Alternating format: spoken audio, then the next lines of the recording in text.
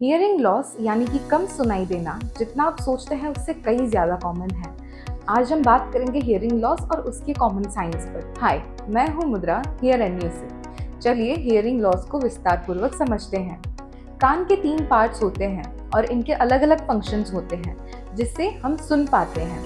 Hearing loss तब होता है जब कान का कोई भी हिस्सा नॉर्मल तरीके से काम नहीं कर पाता।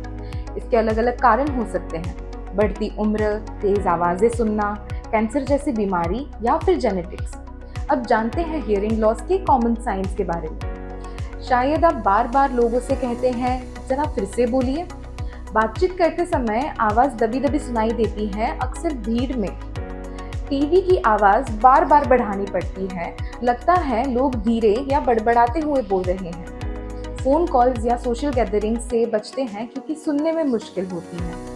अगर इनमें से कोई भी चीज़ आपके साथ हो रही है तो अब ध्यान देने का वक्त है।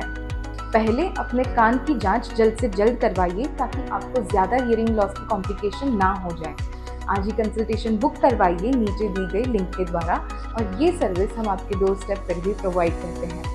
अगर आपके पहचान में कोई ऐसा व्यक्ति है जो ये साइंस अनुभव कर रहा है तो आज ही उनके साथ ये वीडियो ज़रूर शेयर करें। वीडियो पसंद आई तो इसे लाइक करें और हमारे चैनल को सब्सक्राइब करें। धन्यवाद।